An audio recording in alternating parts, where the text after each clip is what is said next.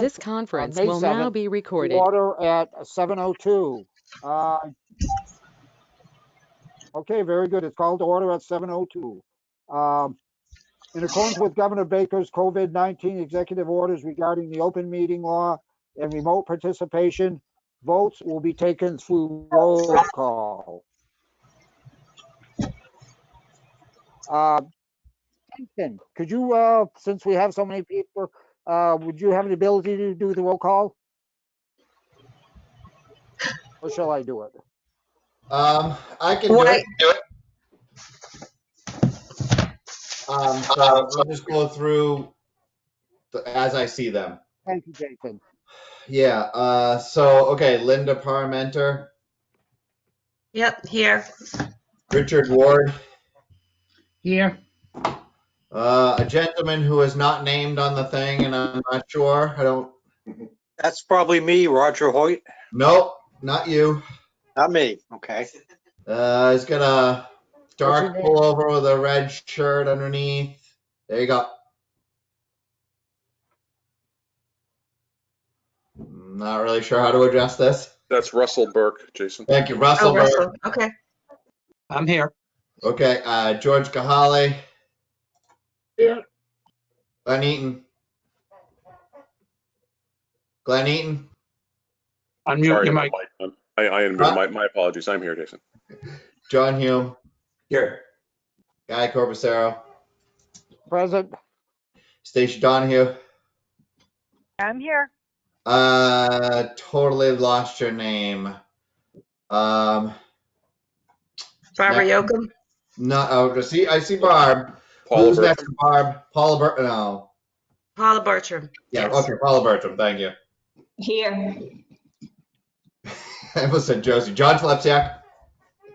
Here. Linda Quinlivan.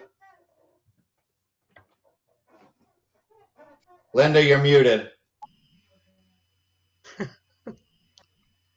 Here. Okay, Roger. Here. Brad. Here. Mike. Here. Bill. Here. Laura. Here.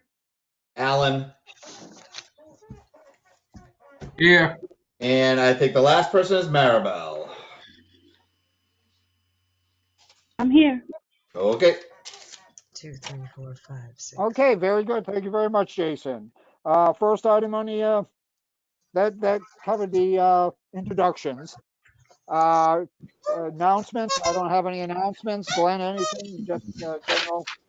Anything to do that's not on the agenda? Don't No, hear sir. any. Approval of the April 2nd, 2020 MRPC minutes. They were on the website, and I think they were emailed to us also. Do I have a motion to accept them? And when you make a motion, please state your name also. Paula. Alan Pease. I heard Barbara Yoakum for a motion and Alan Pease the second. Any discussion?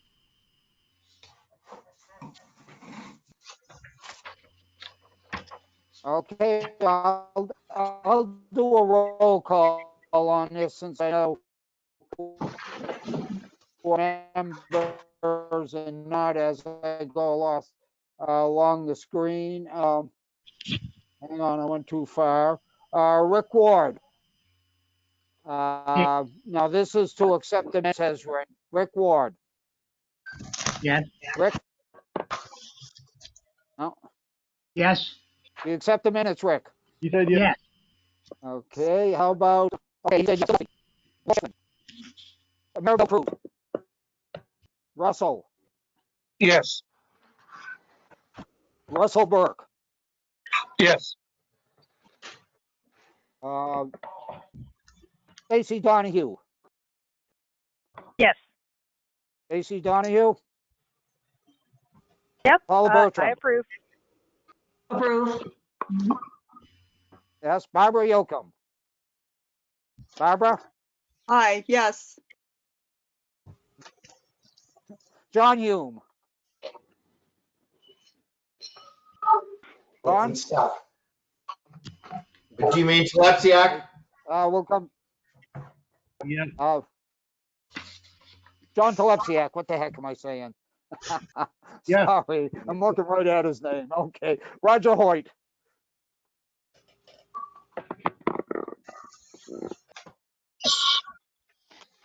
I think that squeak was Roger.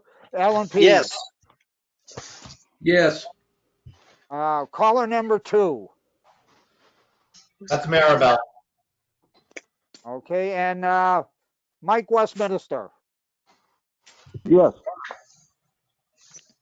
Okay, minutes are accepted. This is fun. Okay, next item on the agenda is this task schedule. And for that, I will turn it over to Alan Pease. Okay, this is the cash schedule for April and the opening balances and the checking account, less the outstanding checks, MRPC debit card account, MMDT account, EPA program income account, total $348,124.15. The cash receipts for the period are $93,775.70. Cash on hand before the warrant, $441,899.85. Less this warrant, which is $135,635.78. The balance after the warrant is $306,264.07, which balances with the amount on deposit.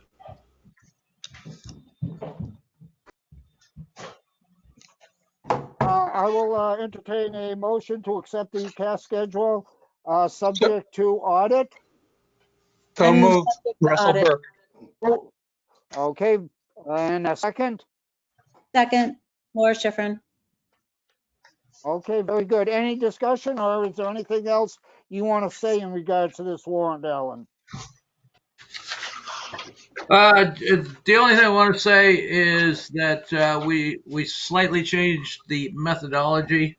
So the amount in the checking account for an opening balance, which is $83,832.07, will not agree with the ending amount of the previous cash schedule.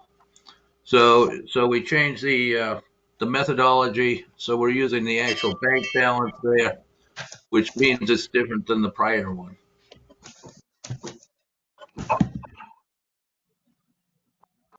Okay, very good. Any other questions or comments? If not, I'll call the roll. I don't hear any, so Rick Ward. Mr. Chair, as an alternate, I don't believe I have a vote on this. Okay, very good. Let me go back here. I missed somebody. No, that's Linda. She doesn't either. Phil Duffy. Aye. Paul Schifflin. Laura? Yes. Okay, very good. Maribel.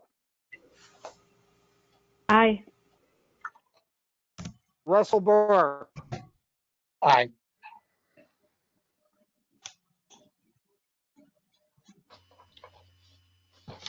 Stacy Donahue. Yes. Okay. Paula Bertrand. Aye. Ara Yocum. Aye.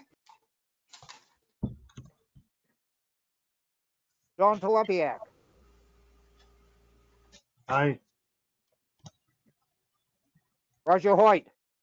Aye. Alan Pease. Aye. caller number 2, please. Also state your name. That's Mary again, Maribel. Oh, that's Maribel. Okay, I will Yeah. keep that straight from now on. I just want And, to see you all, but, you know. Okay, very good. And Mike from Westminster. Aye.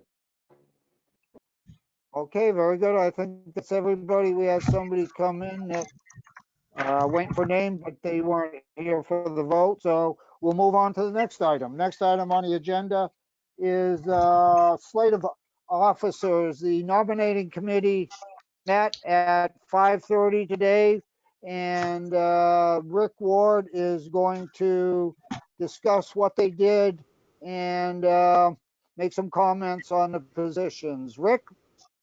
Okay, Mr. Chair, first of all, I'd like to just say that the nominating committee also includes Maribel Cruz, Paula Bertram, and Barbara Yocum. The slate of officers fiscal year 21. For chair, we have Guy Copacero. For vice chair, John Telepsiak. For treasurer, Laura Schifrin. Assistant treasurer, Roger Hoyt. Secretary, that one is still blank at this time. Members at large, Maribel Cruz and Phil Duffy, although we didn't hear back from Phil, but we're hoping he still wants to be members at large. Yes.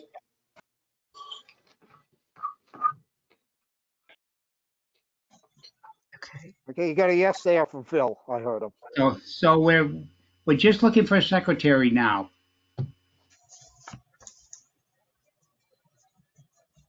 Does anybody want to like you would be jump good. in the role? There is. I'm sorry, who was that? It's a wisecrack from the peanut gallery. Oh, okay. Just for note, as secretary, there's not a whole lot you have to do. It's just a roll book that you take, just write down people's names. It'll give you something to do during the meeting. Okay, Yeah, I well, think- if anybody thinks they want to do it, please yes, go ahead, Mr. Ward. I just think it's very important that they know the secretary does not take the minutes, so you don't have to do all that work. It's just a matter of carrying the book around, getting signatures. Excuse me, this is Linda. Can I add something, Guy? Also, the secretary is a member of the executive committee, so the secretary would have to attend those meetings as well. I just wanted to make sure everyone was aware of that.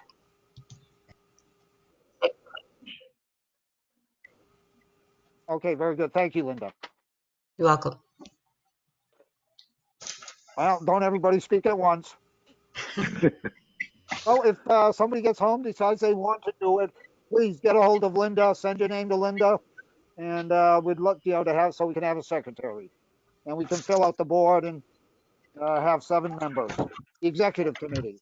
And wouldn't that look nice on the resume? Secretary of the executive committee, and you don't have to do anything. Okay. Trying to sell it. Okay, next, guess if not, we'll move on to administrative matters. Executive director's report. Yes, Mr. Chairman, there are a few paragraphs here on the page under 5.1 Executive Director's Report. Those 4 paragraphs really just discuss the fact that while we may be working remotely, all of the staff are delivering services on all contracts. To my knowledge, there has not been any interruption in the delivery of services.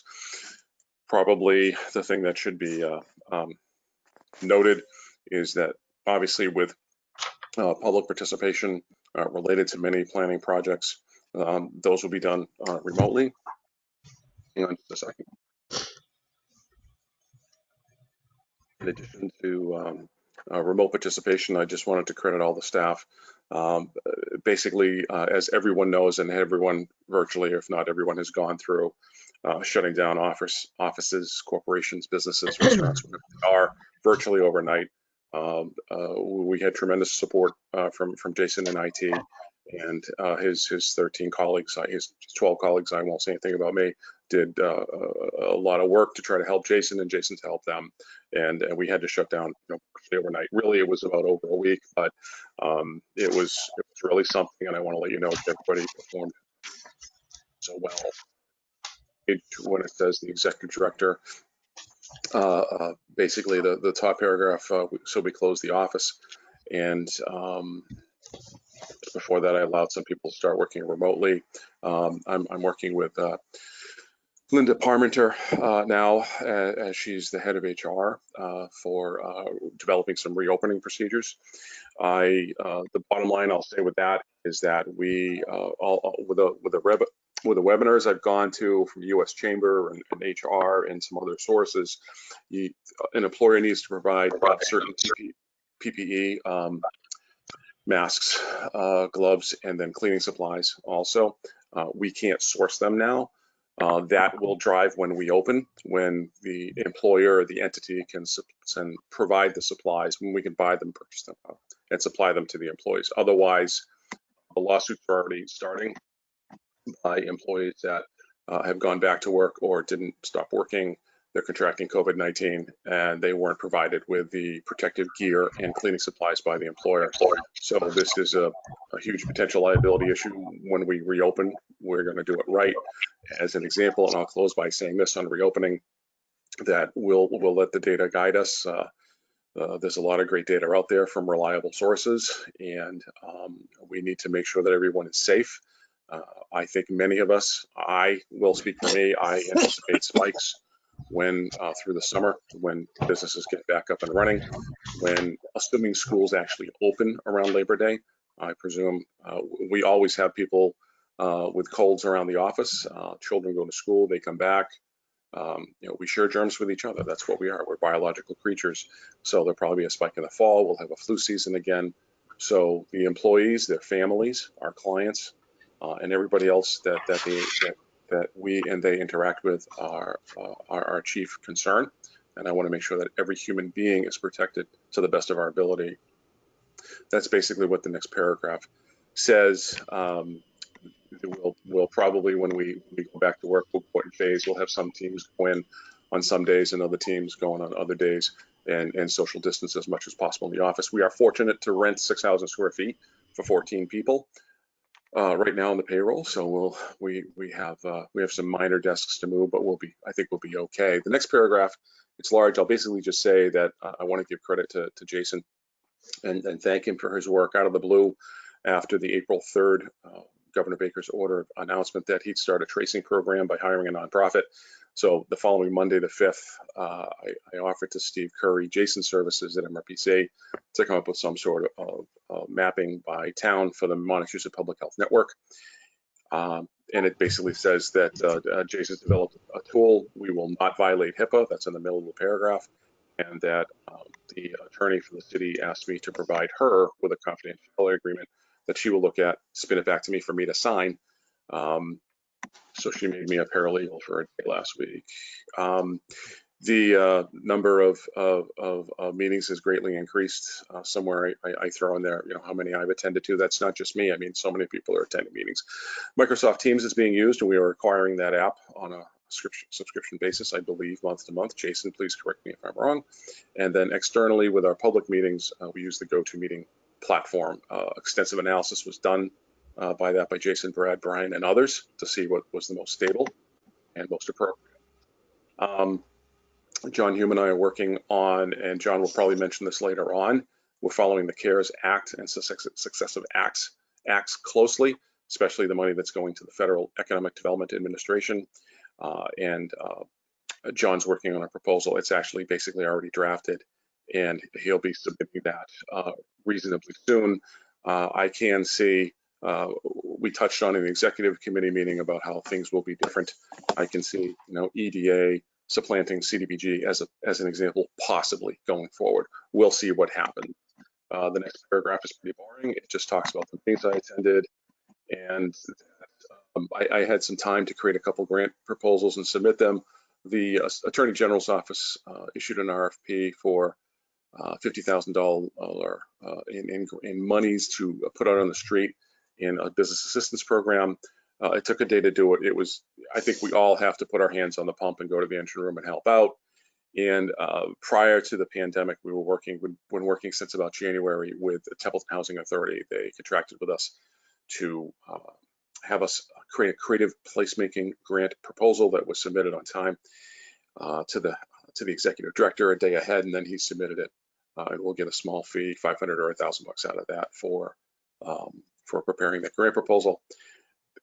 I executed some new contracts that the planners pulled in. We just got an award letter last night for aging healthy communities. John Hume can speak more to that. We have a conference call with the state agency next Monday. So there's a lot going on, and I just wanted to give you a quick summary. Thank you for your time. Okay, very good. Thank you, Glenn. I just want to mention that Robert Schwartz has joined the meeting, another member since beginning. Now, special report concerning 5.2, special report concerning current and future operations. I imagine that's back to you, Glenn, or who would take that? Basically, I covered most of it, I think, under 5.1. I should have split the paragraphs down. I would ask the staff, you have a lot of department heads here, and I would officially like to turn this over to Linda Parmenter and Linda Quinlivan if they have anything. They are key people of the admin finance HR team. So I would ask them, as courtesy through you, Mr. Chairman, to them if they'd like to talk about any of the operational issues going on now. I will close by saying that I said at the last MRPC meeting, I said in the executive meeting, I will say it now, that we'll be a very different agency in terms of future funding and future services. But please, Linda Parmenter and Linda Quinlivan, and then Jason, Brad, George, John, if you want to chime in and talk. I think the commissioners need to hear from you if you want to share something right now. This is Linda. I have nothing to add at this time. Okay, and if I don't hear anything from the other Linda, then we'll move on. Now that has nothing to do with this contact listings or contract listings that was up on the website. The handouts. The contract listings is just to show you that, you know, we have existing contracts. Two, I think two were just added at the bottom of that. So it's information that supports the report above. And we just had an award come through last night. And then that was for that aging healthy communities. And then John Hume, I'm going to ask for help. I think community transit grant, we just got another award of that. So the reason I never put the contract listings handout there, it's for internal use. It's what we do to charge our time to our timesheets, if you will. It's a great document, but John, if you want to speak to the community transit grant, and there are just a lot of applications going in and awards happening right now. It's a very, very fluid moment. Yeah, it's about healthy aging. We applied for $75,000. I know that we were awarded, but I don't know if we were awarded the full dollar amount. We probably were, I would guess. Yeah, and it's about, it includes options for affordable transportation for elderly folks, aging in place housing options, and health issues like accessibility to healthcare services. And our scope of work is basically going to include a baseline of the community's age friendliness, a 3-year plan, and indicators to help each community monitor progress. So me and Glenn have a conference call to discuss it with the funding agency on Monday at 9 a.m. So it's really exciting. And thank you, Mr. Chairman, for mentioning the contract listings document. So in December, I said we had about a 12 or 13% gap in the budget year. And I think I said in March, we had about a 2 to 3% gap. So that gap continues to be lessened, to be squeezed down. So please don't ask me what the percentage is now, because I would need to talk to at least Linda Quinlivan and do some math and just figure out where we are. But that gap is getting smaller and smaller and smaller as we head toward June 30th, which I feel pretty good about. And I think you should all too, and the staff should feel good. And commissioners should know that the staff is just doing tremendously good job at delivering new services, finding new funds, and bringing those dollars into the organization and delivering those services to the region. It's the pandemic is a horrific time. The time for our balance sheet and our services is an exciting time. Great, thank you very much, and thank you, staff, and it's a better way to be going and shrinking that instead of expanding it. Thank you. Okay, if there's no other input from there, I'll move on to status reports. As usual, I will read them. If you want any comments, have any comments, please speak up. I think we have, if I'm not mistaken, three different resolutions to deal with in this, so I'll get moving. First item on 6.1, Geographic Information Systems. Mr. Mapper and Mobile Apps General. Take a little extra time because it takes people to get their microphone off. Community related.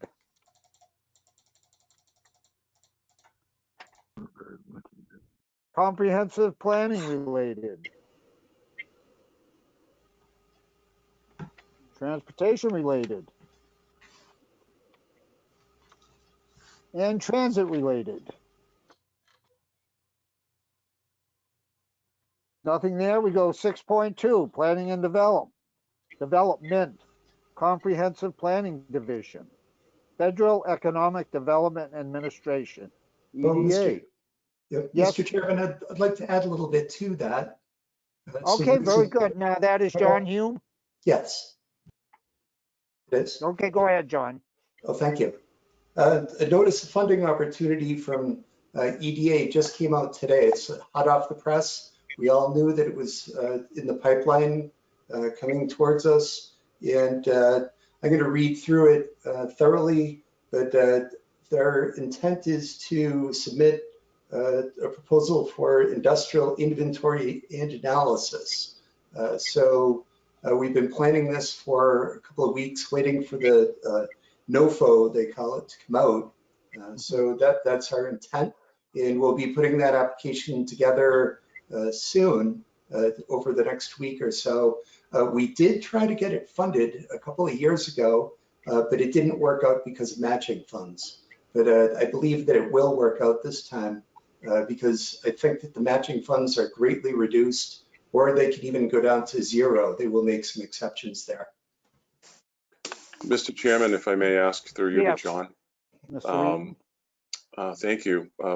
John, is this the proposal that we'll have a partner and we'll also do some business resiliency, business impact analysis of the pandemic on the region, or is that the separate grant? I'm sorry, I can't keep them straight. There's so much going on right now. Oh, no, you're correct.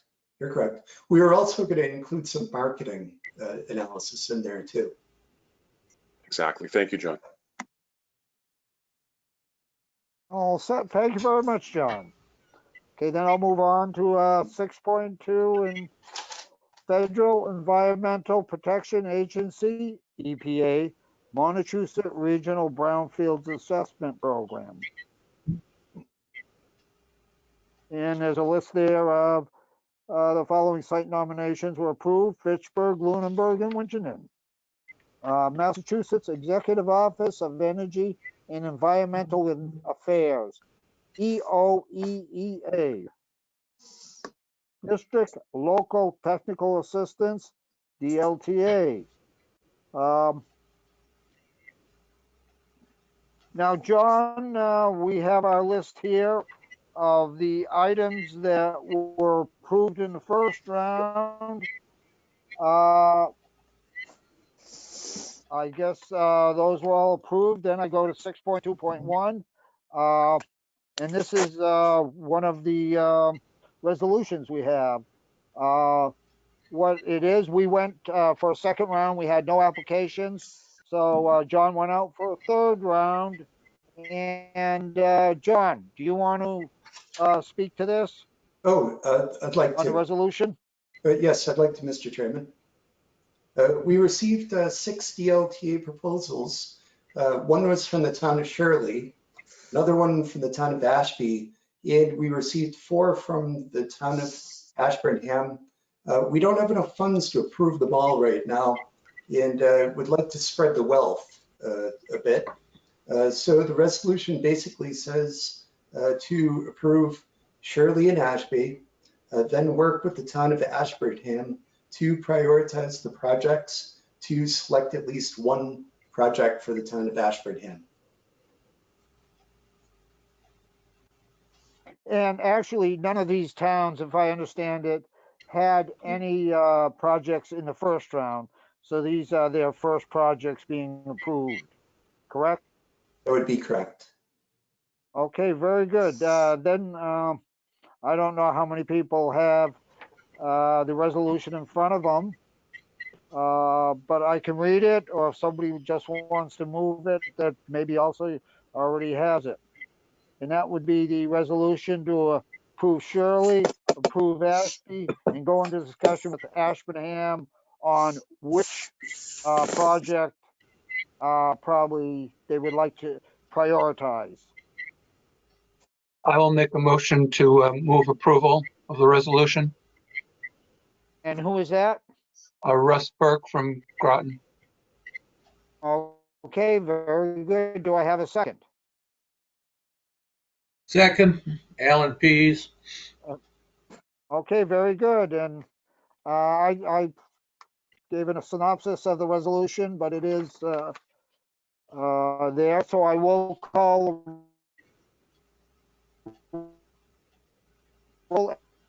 any more discussion on this. Not, I'll call a roll. Let me get over here. Phil Duffy. Aye.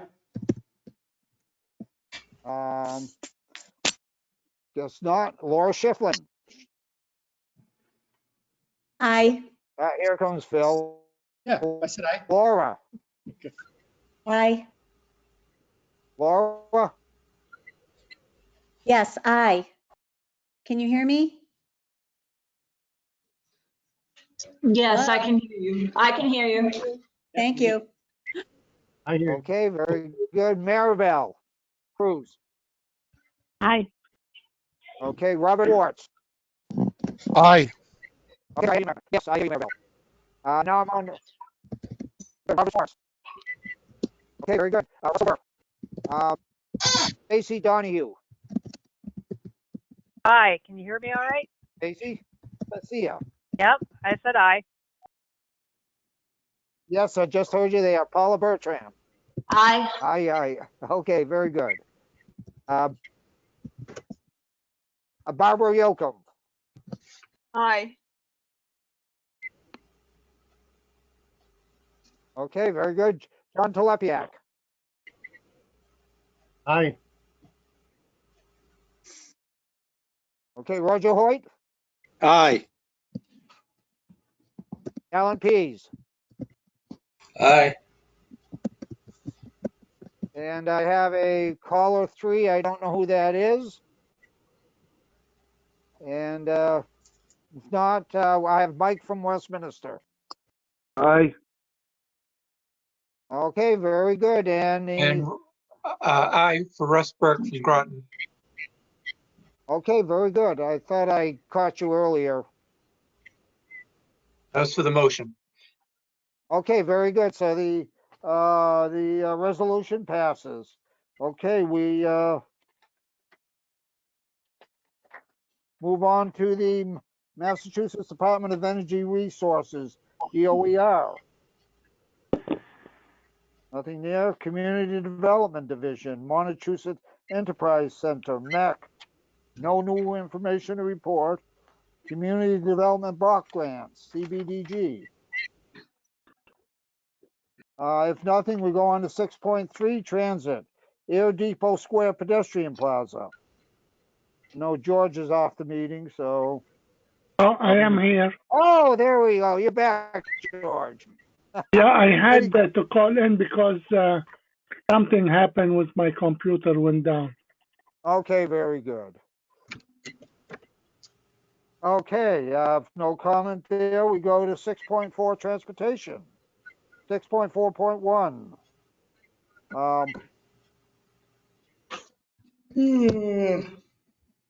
Now, this one is here. I think we will need a resolution, if I'm not mistaken, if I go to the next page.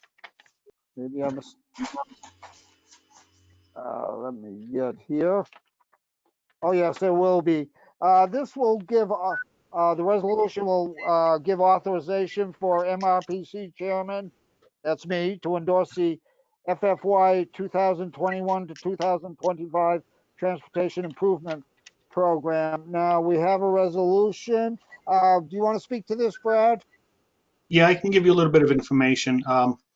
Basically, at the last MPO meeting, which was on April 15th, they voted to release a draft document of this tip for a 21-day public review and comment period.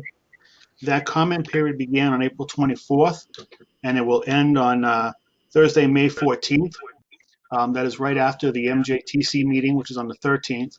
We'll be using the JTC meeting as an opportunity for public comment also. It has been posted on our website. We have sent out a mailing to everybody announcing the availability of the draft document. To date, we have received comments from Mass DOT. They're being reviewed right now by staff and are being incorporated into a final one. And we'll talk to the JTC and the MPO regarding these comments and how we plan to address them. Mostly the comments have to do with additional matters, clarifications. There's no changes to the project listings that are in the draft document, so those should remain the same unless something drastically changes at the MPO meeting. But we'll be talking about this again at the JTC meeting on the 13th, and we'll be going over the comments at that point. But as I said, the comments from Mass DOT are fairly routine. They don't impact the target figures or our project listings right now.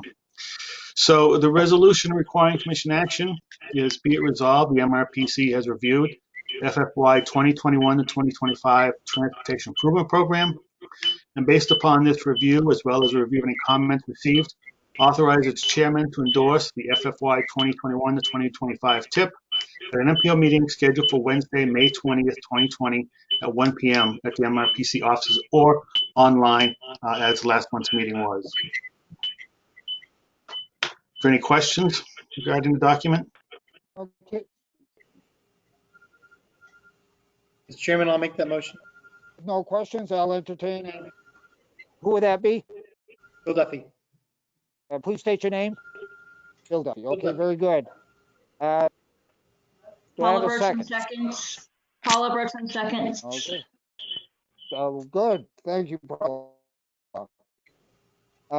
Any more questions of Brad? If not, I'll call a roll.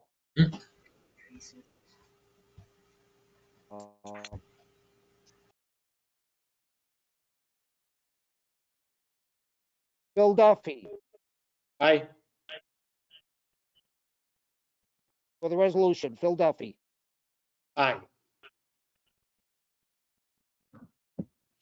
Okay, I saw. Schifrin. Laura. Aye. Aye.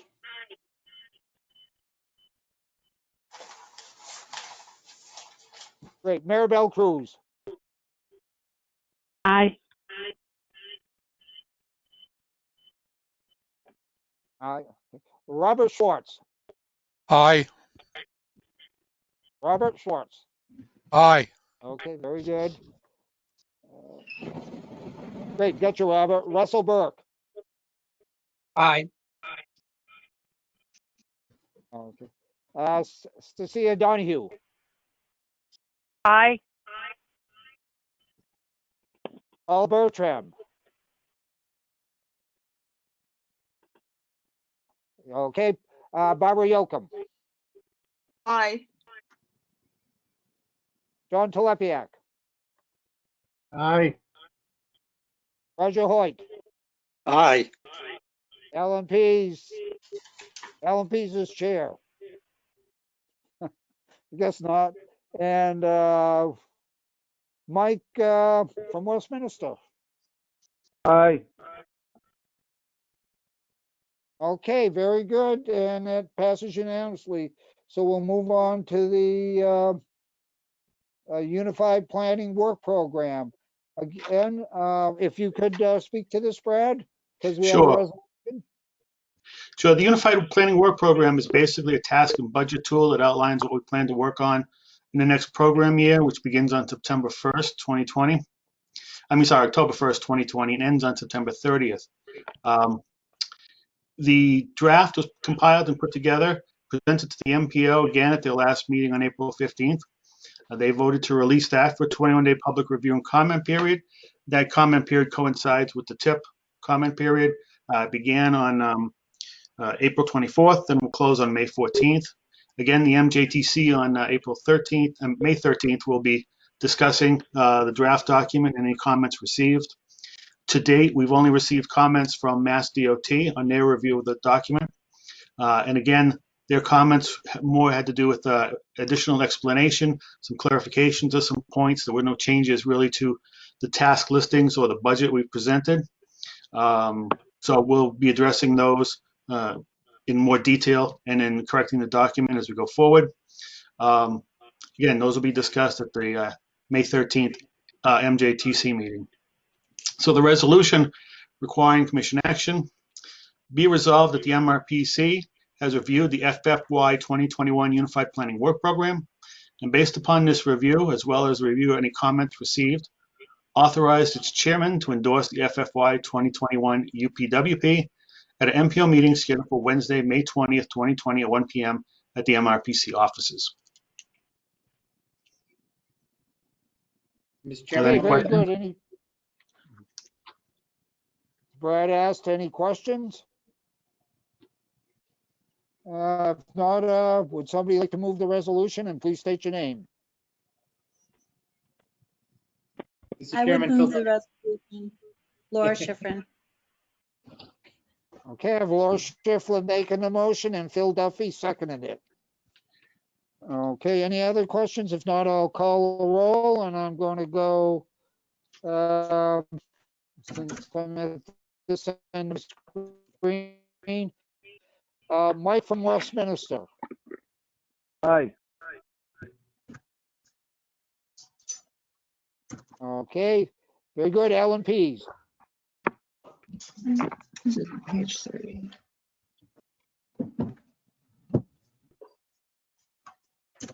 Okay, oops, I went a little further. Roger Hoyt.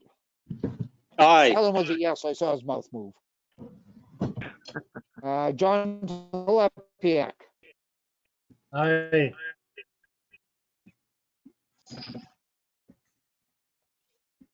Barbara Yocum. Aye.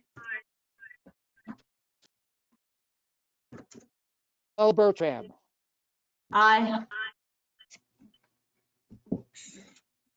Stacy Donahue. Aye. Russell Burke. Aye. Elizabeth Faxon.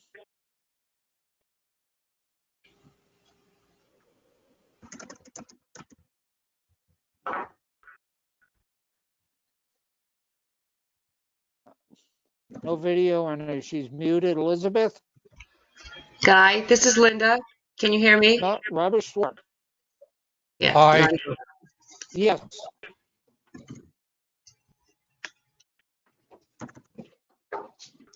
Robert, did I get your vote? Yes, I affirmed. Aye. Robert Schwartz? Aye. Okay, very good. Maribel Cruz? Aye. Gotcha. Maribel? Okay. Laura Aye. Schifflin? Schifflin. Aye. Bill Duffy? Aye. Okay, very good. That does all the members that I could see, and it passes unanimously. Okay. There's a little bit of lag time here from the time your mouth moves till the time I hear you. Okay, very good.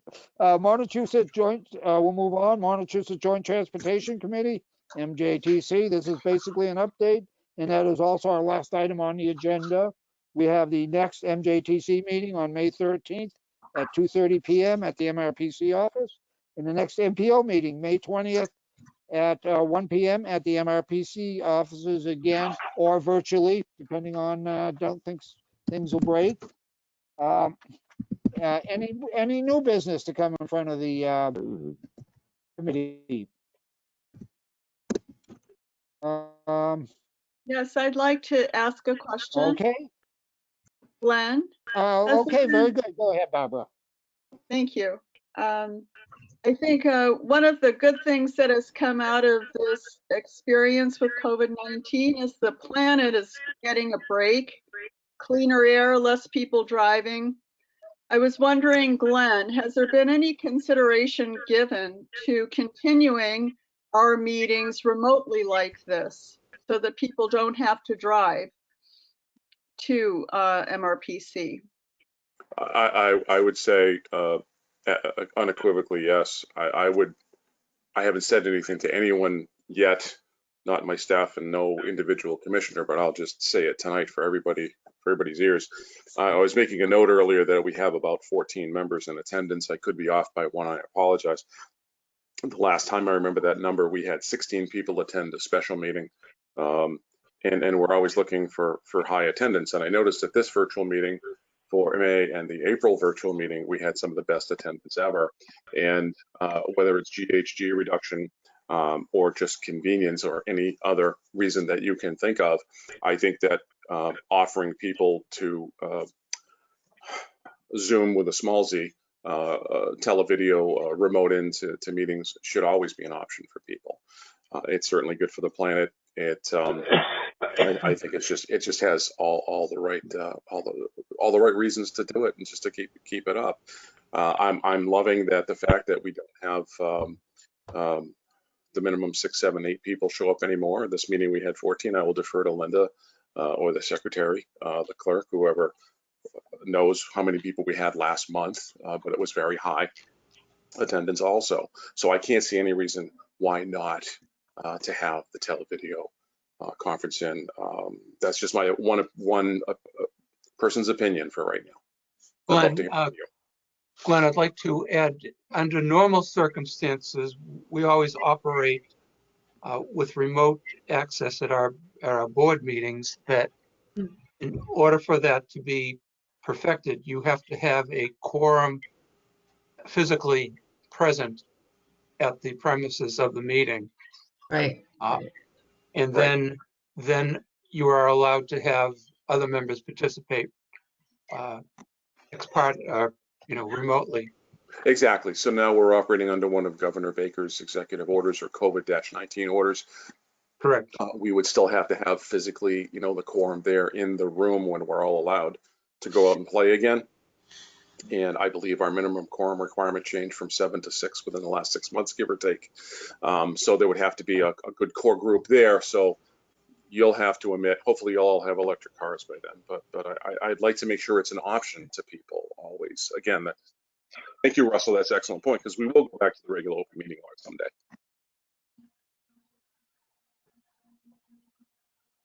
Okay, very good. If there's not, Thank you, Barbara. Oh, okay, very good.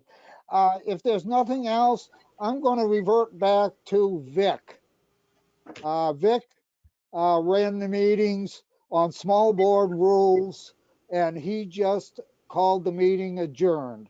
So I call the meeting adjourned under small meeting rules. Yes. Mr. Chairman, unless that's the declarative and final action, I just had one question procedurally. We heard we heard the report of the nominating committee. Do we actually have to vote as a board to accept the recommendations of the nominating committee? That will be next meeting. This was just to let you know that they're working on and try and get somebody else to step up to the plate, but it will be the June meeting where we'll vote on it. Okay, thank you. Okay, very good. I call this meeting adjourned at 7:52 if there's no other questions. Okay, thank you. Thank you, everyone. Thank you. Thank you.